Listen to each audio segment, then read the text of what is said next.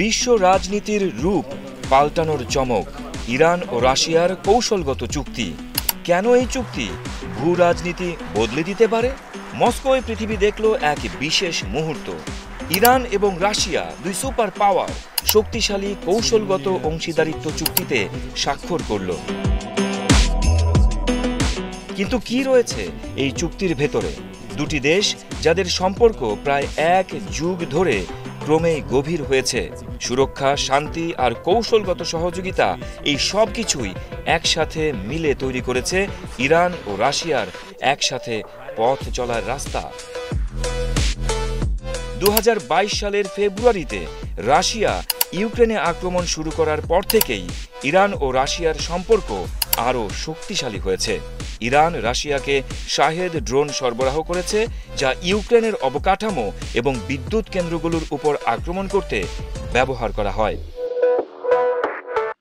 ক্রেমলিনের মুখপাত্র Dmitry Peskov বলেন, Iran আমাদের জন্য একটি গুরুত্বপূর্ণ অংশীদার এবং আমরা তাদের সঙ্গে বহু ক্ষেত্রে সহযোগিতা বাড়াচ্ছি।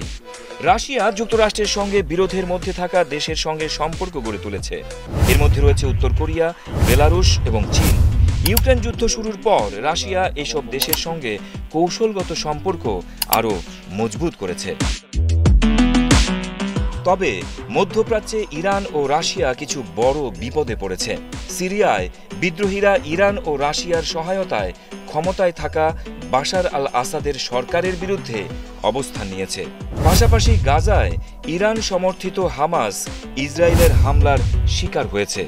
এরপরই ইরানের প্রেসিডেন্ট মস্কো সফর করেছেন। রাশিয়ার সঙ্গে 20 বছর মেয়াদী কৌশলগত প্রতিরক্ষা চুক্তি স্বাক্ষর করেছে ইরান। মস্কোতে রুশ প্রেসিডেন্ট ভ্লাদিমির পুতিন এবং ইরানের প্রেসিডেন্ট মাসুদ এই চুক্তি স্বাক্ষর করেন।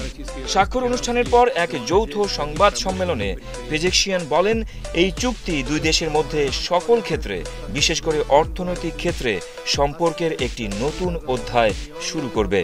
পেজেকশিয়ান জানিয়েছেন, দুই দেশের স্বার্থের উপর ভিত্তি করে তৈরি এই চুক্তি ইরান ও রাশিয়ার মধ্যে সহযোগিতার পথকে উজ্জ্বল দিগন্তের দিকে নিয়ে যেতে পারে।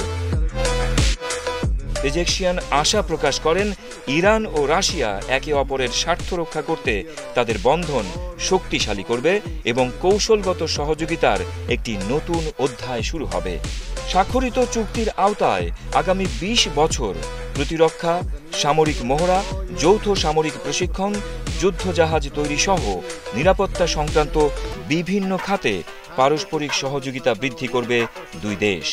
ভ্লাদিমির পুতিন জানিয়েছেন, ইরান এবং রাশিয়া কখনোই একে অপরের অভ্যন্তরীণ বিষয়ে হস্তক্ষেপ করে না এবং তাদের বিরুদ্ধে অবৈধ নিষেধাজ্ঞার বিরুদ্ধে দাঁড়ায়।